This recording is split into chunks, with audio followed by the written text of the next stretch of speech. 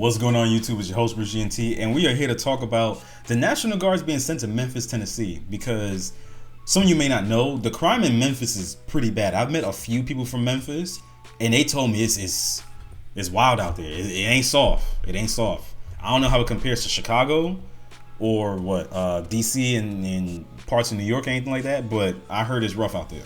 I met people in that life, and I met people outside that life, and they all said the same thing. We're going to jump right into this, and then we're going to discuss it after. Another top story we're following this morning. President Donald Trump says he will send the National Guard to Memphis to address crime, and Governor Bill Lee is backing the move.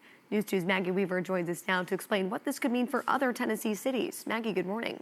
Good morning, Megan. The president made this announcement on Fox News Friday, calling Memphis a, quote, deeply troubled city.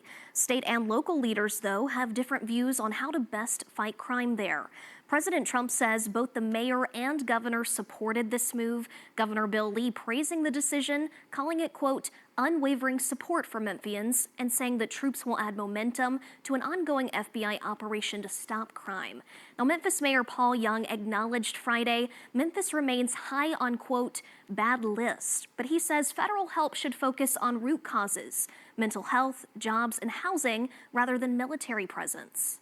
This is not a political stunt for anybody up here. We're talking about real lives. So despite the reductions that we've seen, the crime is still too high and there's still too many victims. That said, we're going to continue to be laser focused on what it takes to reduce crime in our city. We know the National Guard is coming.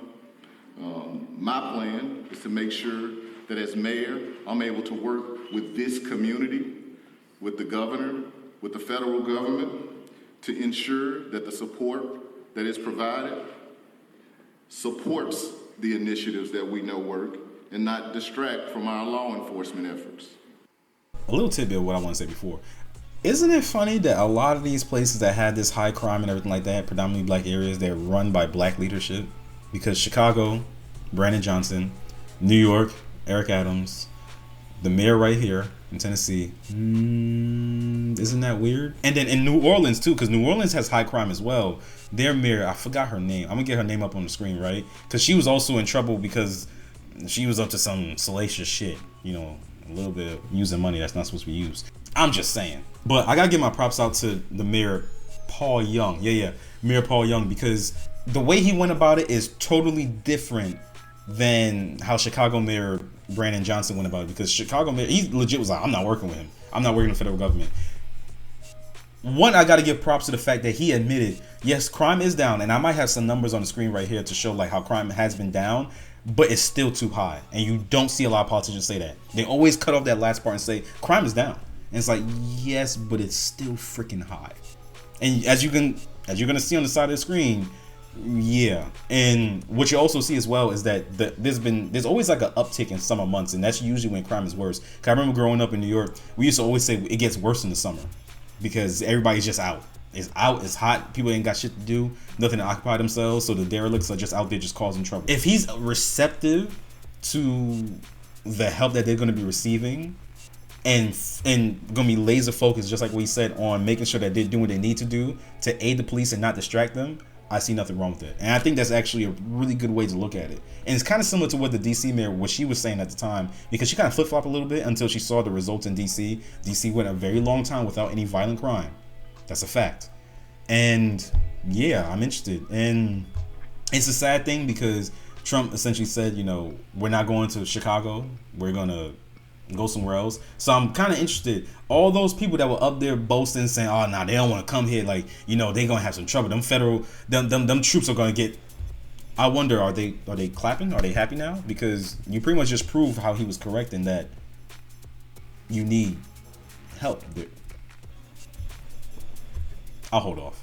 Now, other local leaders, including Shelby County's district attorney, questioned whether short-term deployments of troops have a lasting impact. Memphis police data shows overall crime at a 25-year low and murders at their lowest level in 6 years, but Memphis has dealt with stubborn gun violence problems for years.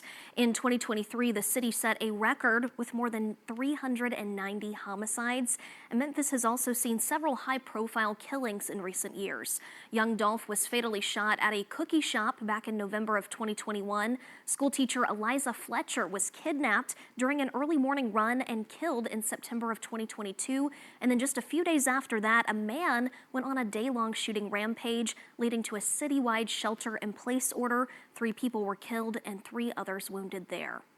Now, the president has previously floated deploying troops to other Democratic-led cities, and Tennessee Republican Andy Ogles previously suggested Nashville should see a Guard deployment as well.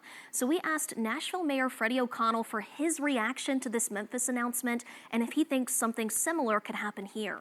Read that in the news this morning, too. I'm interested to hear from Mayor Young what he may have known about this announcement in advance, if anything, and certainly we will be making sure we do reach out to the governor's office to see what we can learn about any intended future deployments.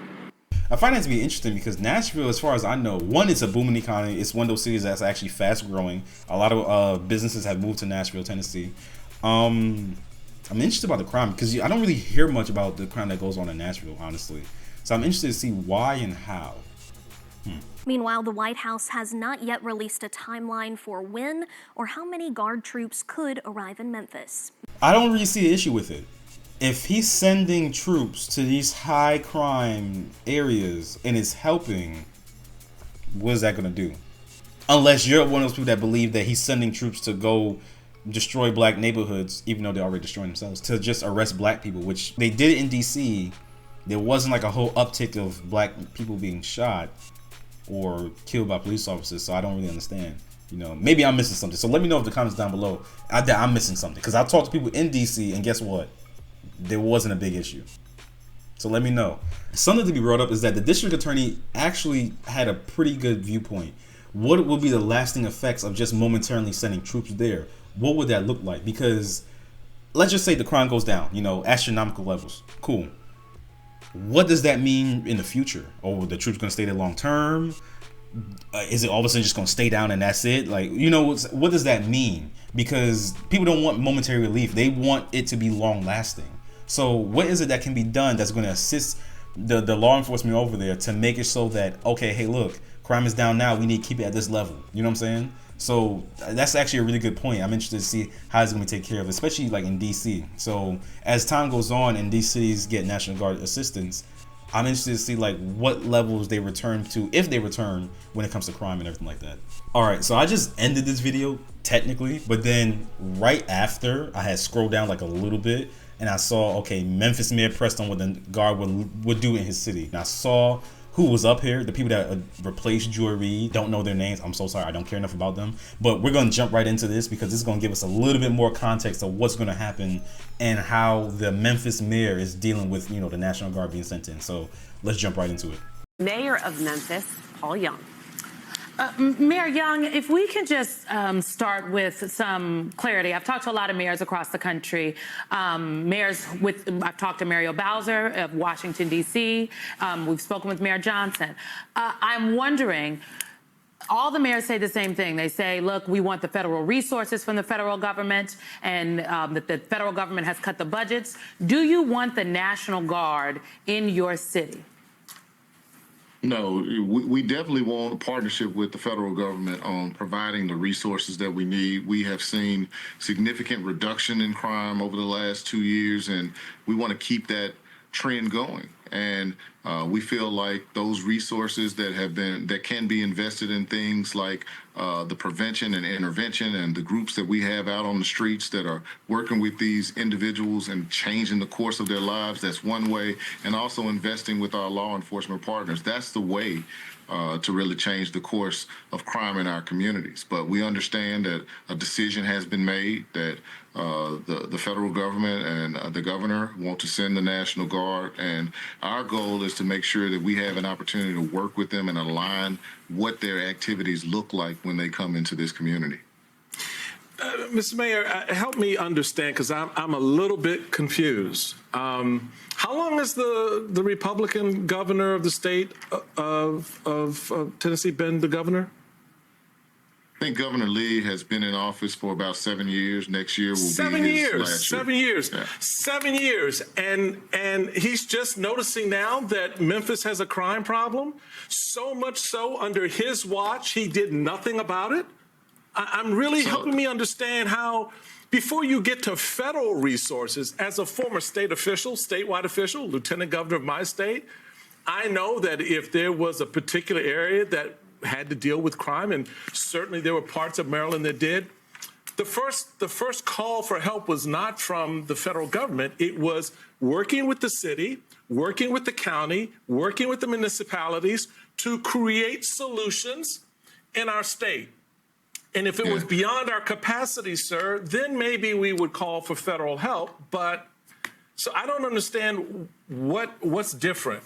It wouldn't have anything to do with the fact that Memphis is a largely black municipality, would it? Yeah. So Memphis is the largest majority black city in the nation. It's something that I wear as a badge of honor, and I think it's something that we should be proud of. I will say that Governor Lee, certainly he can speak for himself, but I will say that they have been partners with the city on a number of initiatives they've supported with Tennessee Highway Patrol, helping us on our interstates, and they provide significant funding in the form of violent crime intervention funds that help with some of those intervention and prevention strategies that I talked about. I'll have to let him speak to his position on the National Guard itself, but my goal as mayor of the city is to make sure that whatever decisions that are made that are outside the control of me as mayor, that we figure out how to turn it into a win for our community, and that's my goal in this situation. I want you to. This is why people don't like these people on MSNBC, and particularly them, because those three, right? Obviously not him. Those three are the ones that replaced Joy Reid's. I like this like theatrics that he's doing. He's like, do you think it has something to do with the fact that it's predominantly black? So you saying that doesn't help your position, right? Because when you say it like that, it makes it seem like, okay, predominantly black, but yet it has a crime problem. And then when you look at the other cities that are predominantly black, all crime problems. You saying that does not help your position. You see how he's pointing out that the governor is obviously a Republican, and he's been governor for 7 years and nothing has changed. They literally just said, and you saw on the graphs that I had posted in my video, right? They literally said that crime has been down. It's not really a trend. I'll remind you, it's not really a trend. Crime has been looking kind of like, you know, this and everything like that. It was down in 2024. It was up in 2023. And then 2025 looks like it's going to be a little bit more down than 2024, if not at the same level. So he's sitting up here trying to make it seem like, well, obviously, you know, it has to be an issue with him not working with them. And it's like, no, they're trying and it's not working. God damn, they're trying and it's not working. And I respect how this mayor responded to him, because instead of like doing what he probably was expecting to do and throw his governor under the bus, he said, look, we are doing exactly what you just stated. We're doing all that, and it's having good results, favorable results, but it's still not good enough. We're still having the issues of crime, right? Crime has reduced, but it's still not enough. It's still too high. And if you have any questions for how he's dealing with things and everything like that, you have the right to ask him. I respect the way he did that. To take a listen to what the mayor of Shelby County, Tennessee, had to say about this news. To have individuals with military fatigue, semi-automatic weapons, and armored vehicles patrolling our streets is... They make it seem like the military, whenever they go into certain places, especially like, let's just say National Guard, right, that they're going in there with armored vehicles. They're going in there with Humvees. Humvees are quite trash. I'll tell you that right now. What happens is that when they say these things, they invoke a type of fear in people, thinking they're going to have tanks rolling through. No, they're not going to do that. The logistics and the money it takes to do any of that, have any of the vehicles that these people are thinking of when they say armored vehicles, no, it's a net negative. They will never do that. If they do, hold me accountable, but I'm telling you they won't. It's stupid. And it's semi-automatic weapons. You mean like your citizens have when they shooting each other up? That's what you're talking about? Too far, it's anti-democratic and it's anti-American. The way you can take away democratic liberties is to make sure that people don't have a way to protest. And the way you do that is to patrol the city with military personnel. The other way is you stifle the military in such a way that the military begins to comply even when the orders are unlawful. Mayor Young, do you share those concerns? Well, I think there are many in the community that are concerned, and they're scared. They want to know how things are going to look in our city if and when this takes place. And so my goal as mayor is to make sure that we continue the dialogues with the governor and with the federal government to make sure that we have a clear understanding of where they're going to be patrolling, what are they going to be wearing, what times will they be assigned for the work. Those are all dialogues that we're looking forward to having over the next week or two as we get deeper into this discussion. Mayor, I guess I'm just wondering, what in Washington, D.C., where, you know, the chairman and I, we live in D.C. I'm in New York right now with Ms. Menendez here. But in Washington, D.C., the National Guard is picking up trash. They are literally, ANC commissioners have sent out emails asking for suggestions from the citizens of the district about what beautification projects the National Guard can participate in. So what exactly can the Guard do for you in Memphis, Tennessee? Like, you got a trash problem? I thought some of... I'm trying to watch my cursing. I really am. First of all, I saw that, and I saw the videos and the pictures of them picking up trash. You want to know what that is from a military member? I'm pretty sure they relatively do the same thing. In the Marine Corps, we have this thing called a working party. A working party is usually when we're on some type of mission or just in general when work needs to get done. And what happens is that you have a staff sergeant or a master sergeant that walks into a room with a bunch of junior enlisted, right? Or just low enlisted Marines. And they go, hey, yo, give me 10. You're going to have 6 dedicated motivators, right? That's what we call them. They're going to raise their hand, right? And then he's going to pull up 4 more. And what happens is that this working party is in some way, shape, or form a beautification and or clean up their area or just wherever they're at. Because at least in the Marine Corps, we have this belief that we leave a place better than how we found it, all right? That's what we do. So literally what probably happened is that they lined up those soldiers in a line and they had them walk out all at once and pick up trash and pick up trash. That's literally what happened. I'm confused how that's an issue. Oh, I get it. If they were out just like, you know, aiming guns at people, then you had some complaint about them picking up trash. That's the issue. Oh my gosh, these people are insufferable. I guarantee you that was a working party.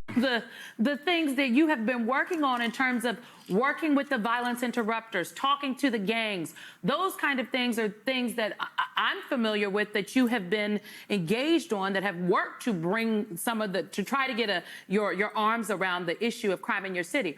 What is the National Guard going to do for you? And I'm asking in this way because I hear you saying it's your understanding they're coming, but what they gonna do when they get there?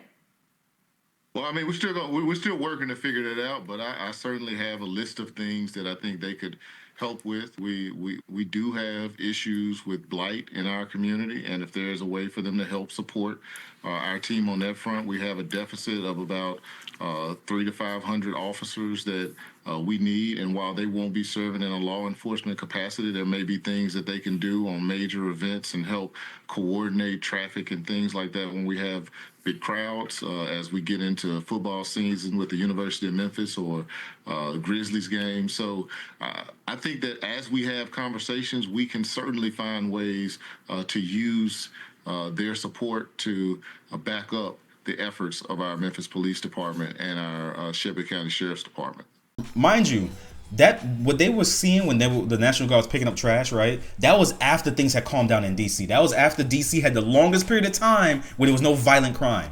And she's making it seem like that they just weren't doing anything. So if they went there to do something, you'd be like, look at them enforcing all this type of, you know, martial law. But they go there to not do anything. Oh, what are they really gonna do? Huh? What are they gonna do for you? What the son? I don't even know at this point. And I always go back to this. If you don't like Trump and if you don't like the things that he's doing because you don't like him, just say that. But don't try to fabricate nonsense off of just you feeling a way about what? Come on, man. This is the part that gets me, and this is why I might sound like I'm far right. I'm really not. I'm more in the middle. But it's like just pure nonsense I see at times where it's just like, so you don't want them there because you're afraid they're just going to go around just assaulting people. But then when you see them not doing that, you're complaining, oh, why they're just picking up trash. What? Oh, I'm sorry. They made DC look better because DC is full of trash. Oh, man, these people, man. These people. Yeah, these people. This is truly the end of this video. Let me know how you feel down in the comments below. Truly, tell me if you feel like this is insane. I think this is insane. And, yeah. Like the video and don't forget to subscribe. Peace.